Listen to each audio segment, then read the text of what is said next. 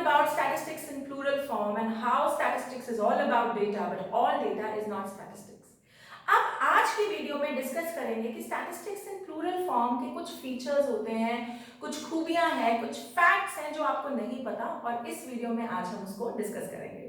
Welcome everyone, आप लोग देख रहे हैं eco world digital classes. We are doing statistics series for standard 11th and this is chapter number 1। आज की वीडियो में डिस्कस होगा स्टैटिस्टिक्स इन प्लूरल फॉर्म के सारे features. Okay, so let's get started. पहला feature, statistics is all about aggregation of facts. आपकी height 5 foot 8 inch है, आपके फ्रेंड की हाइट 6 इंच है, और probably your weight is 70 kgs और B's weight is 60 kgs। Standalone number statistics नहीं होते, क्योंकि क्या पता चलता है मुझे तुम्हारा वेट 70 kg है, इससे मुझे क्या पता चल रहा है? कुछ भी नहीं। क्या एनालिसिस निकाल पाऊंगी? कुछ भी नहीं। तो एक स्टैंड अलोन, एक सिंगल डेटा जो होता है वो स्टैटिस्टिक्स नहीं होता। Statistics is always about aggregation of facts, aggregation of data. Aggregation शब्द का मतलब है टोटल करना। तो मान लो मुझे कोई पता करना है कि इंडिया में 15 से 18 साल के बीच के जो बच्चे हैं उनकी एवरेज हाइट कितनी है, तो वो किसी एक के हाइट तो पता चलेगा नहीं। बट अगर मैं 15 से 18 साल के बच्चों का डेटा इकट्ठा करूं, एग्रीगेशन करूं, तो मैं उस पे एनालिसिस लगा पाऊंगी और मैं इंटरप्रिटेशन समझ पाऊंगी कि कितनी एवरेज हाइट है। This would be statistics. Okay, तो कोई भी स्टैटिस्टिक्स इन प्लूरल फॉर्म जो आप देखते हैं कि जीडीपी 7% बढ़ गया, या जैसे मैंने कल एग्जांपल लिया था स्ट्राइक रेट बढ़ गई, इकोनॉमी रेट है, वो एक डेटा के बलबूते पे नहीं होता, वो बहुत सारा डेटा होता है which is put together and analysis is driven out of it. Alright, so first fact, aggregation of facts से related है statistics. Clear? Great. Second, if I say how are you doing today and you say I'm doing fine, आप कैसे, आपको कैसा महसूस हो रहा है? बहुत अच्छा। वो बंदा कैसा है? बहुत अच्छा। अब ये अच्छा बुरा जो है ये 2 मिनट के लिए तो समझ में आता है, लेकिन इससे एनालिसिस कैसे निकालूं? अब मान लो अगर मैं तुम्हें पूछना चाहूँ कि if let's say there is a patient जिसको डायबिटीज है, शुगर है, उसको बोलूं तुम्हें कैसा लगता है जब शुगर लो हो जाती है, तो वो कहे मुझे ना बहुत बुरा लगता है। अब बुरा लगने का आप एनालिसिस कैसे करेंगे? क्वालिटेटिव एनालिसिस बोलते हैं इसको। क्वालिटेटिव है मतलब आप शब्दों में बयान कर रहे हैं आपको कैसा लग रहा है, लेकिन कोई एग्जैक्ट रिजल्ट निकालने के लिए, कोई रिलेशन बिठाने के लिए कि शुगर क्यों होती है, डायबिटीज क्यों होती है, मुझे चाहिए डेटा।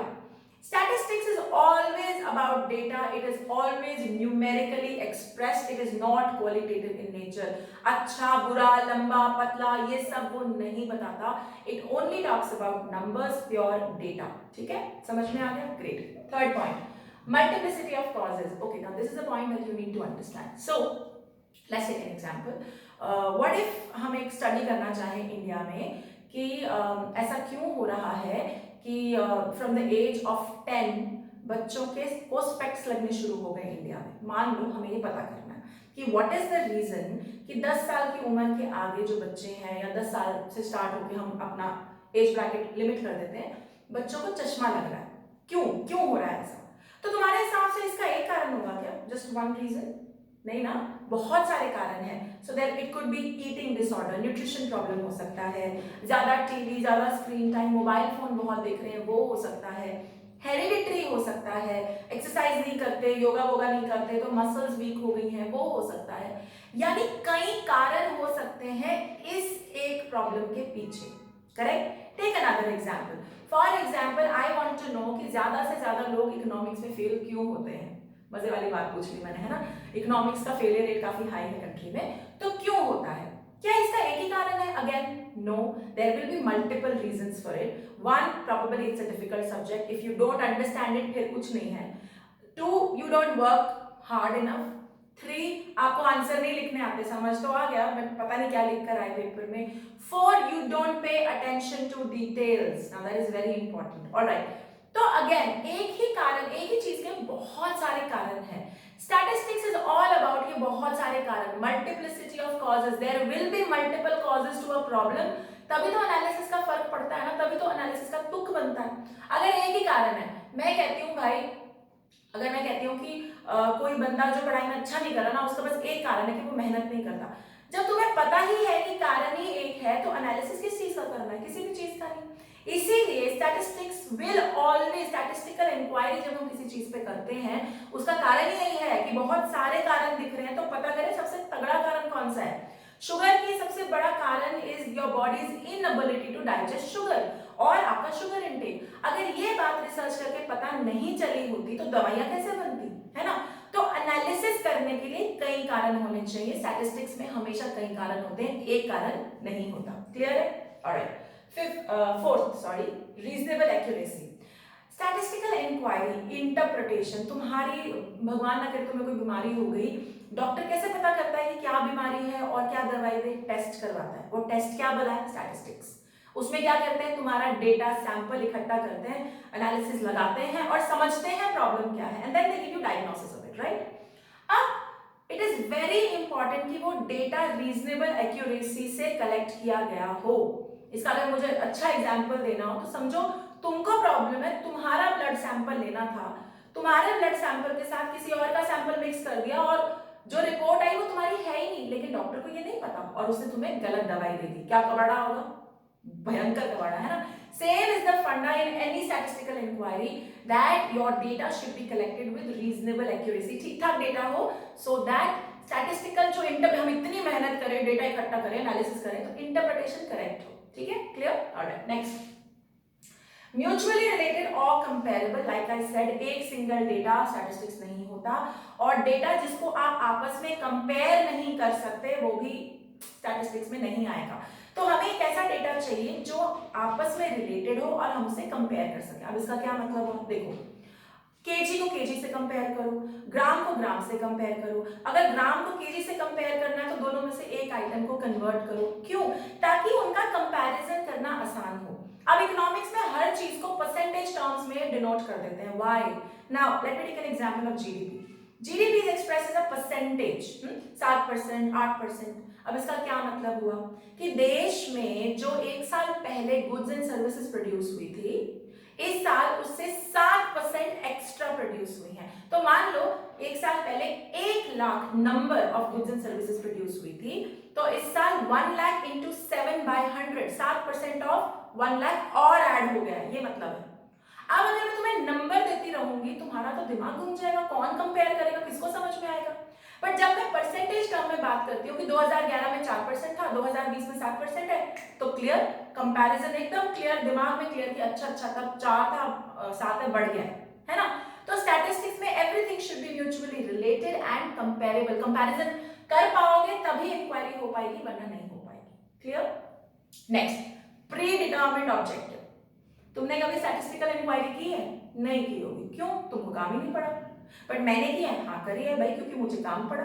मुझे बोला गया था मेरी इंटर्नशिप की एमबीए के टाइम, तो मुझे बोला गया था एक ऑर्गेनाइजेशन का सर्वे करो, 360 डिग्री सर्वे होता है एचआर में, वो करो और पता करो कि बंदा कितना अच्छा काम कर रहा है। ठीक है, तो यानी मैं डेटा इकट्ठा क्यों करूं, एनालिसिस क्यों करूं, इंटरप्रिटेशन क्यों करूं? क्योंकि मेरा एक ऑब्जेक्टिव है, there is an aim in mind, there is a predetermined objective. बिना ऑब्जेक्टिव के कोई स्टैटिस्टिकल इंक्वायरी नहीं होती है। तो क्या होता है ना, रिसर्च में अ बर्निंग क्वेश्चन दिमाग में चल रहा है, आजकल कोविड चल रहा है, तो कोविड में सवाल है कि कोविड को कौन से फैक्टर्स इंपैक्ट करते हैं, कोविड की वैक्सीनेशन क्या करेंगे, किन कारणों से बढ़ता है, किन से खत्म होगा। ये सब आजकल डेटा इकट्ठा हो रहा है, रिसर्च चल रही है। जब लोग बोलते हैं रिसर्च हो रही है तो क्या हो रहा है? यही हो रहा है, डेटा इकट्ठा कर रहे हैं, पता कर रहे हैं, क्रॉस कर रहे हैं, टिक कर रहे हैं, ताकि उसकी इंटरप्रिटेशन निकाल के एक वैक्सीनेशन निकाल पाए। तो बिना किसी कारण के, बिना किसी ऑब्जेक्टिव के स्टैटिस्टिकल इंक्वायरी नहीं होती। क्लियर? ओके, नेक्स्ट, एस्टिमेटेड और एन्यूमरेटेड। जनरली स्टैटिस्टिकल डेटा जो होता है वो एस्टिमेटेड होता है। अब इसका क्या मतलब है? कोविड को देखो, कोविड ने दुनिया भर के हजारों करोड़ों लोगों को इंपैक्ट किया। Do you think the researchers will be able to dig out data for each one of those thousands and crores of people? क्या पॉसिबल है, फीजिबल है? नहीं। तो क्या करेंगे, एक सैंपल साइज ले लेंगे और उस सैंपल साइज पे अपनी रिसर्च लगाएंगे और जो उसका रिजल्ट निकलेगा उसको अज्यूम करेंगे कि जो बाकी की पॉपुलेशन है उस पे भी लग जाएगा। तो मान लो तुम्हारी क्लास में 100 बच्चे हैं, मैं 100 के पास जाके डेटा नहीं इकट्ठा कर सकती, मैं 20 का डेटा लूंगी, उस 20 का डेटा पे अपना एनालिसिस लगाऊंगी, जो मुझे उनके लिए समझ में आएगा आई विल एस्टिमेट और enumerate it for the entire population, क्योंकि मैं 100 के 100 बंदों का डेटा इकट्ठा नहीं कर सकती। तो स्टैटिस्टिक्स में कई बार एस्टिमेशन या जिसे हम एन्यूमरेशन कहते हैं वो इन्वॉल्व होता है। Clear? Okay, next, collected in a systematic manner. Data collection एक आर्ट है और बहुत ही प्लान्ड प्रोसेस है। Your next chapter is going to be about data collection, I am going to talk about it in detail over there, but data collection is an art, you have to do it absolute planning के साथ। ये नहीं कि तू चल, तू भी आजा, तू भी आजा। मान लो मैंने डेटा इकट्ठा करना है कि क्लास में सबसे अच्छा डांस कौन करता है, और मैं क्या कहती हूँ, ऐसे करती हूँ कि मुझे पता है कि ये 4 बच्चे अच्छा डांस करते हैं, and I want to know कि इन्हें कितना, मान लो मुझे पता करना है कि किन चीजों से अच्छा डांसर बनता है, किन किन फैक्टर्स से। For example my question is this, I know there are 10 students who really dance well, but मैंने सोचा नहीं, प्लान नहीं किया, मैंने बोला तू भी आ जा, तू भी आ जा, और बाद में पता चला कि जो मैंने सैंपल उठाया था उसमें एक भी डांसर बंदा नहीं है। तो अब बताओ, अब कैसे पता चलेगा कि जो अच्छा डांसर है उसमें क्या क्वालिटीज हैं, क्या फीचर्स हैं, कैसे पता चलेगा? मैंने तो गलत ही सैंपल साइज उठा लिया। तो जो डेटा होगा स्टैटिस्टिक्स का, उसको बहुत सिस्टमैटिक तरीके से, बहुत सोच समझ के, बड़ी प्लानिंग से उठाना होता है, ताकि यू हैव टू रिमेंबर इस डेटा पे दुनिया टिकी हुई होती है। अगर आज कोविड की रिसर्च ठीक नहीं होगी, हमारी दुनिया फंसी हुई है, तो ये डेटा गलत नहीं होना चाहिए, इसलिए एब्सोल्यूट प्लानिंग के साथ you have to pick up the data. Alright, are we clear? So there are clear 8 features of statistics in plural sense. Very quick roundup. Aggregation single factor नहीं होता statistics, न्यूमेरिकल ही होता है, qualitative नहीं होता, एक कारण नहीं होता, कई कारण होते हैं, एक्यूरेसी से डेटा लेना चाहिए, आपस में कंपैरेबल होने चाहिए, कंपैरिजन होना चाहिए, कोई ना कोई ऑब्जेक्टिव होना चाहिए, तभी स्टैटिस्टिकल इंक्वायरी होती है, एक सैंपल साइज से पूरी पॉपुलेशन के लिए एन्यूमरेशन करते हैं, and finally the data should be planned when collected in a systematic manner so that you get your best results and best correct interpretation. Okay, hope you are clear with the idea of statistics in a plural sense. अगर आप लोग मुझे YouTube पे देख रहे हैं तो like, share, subscribe and comment करना बिल्कुल मत भूलिएगा। Till then, bye bye.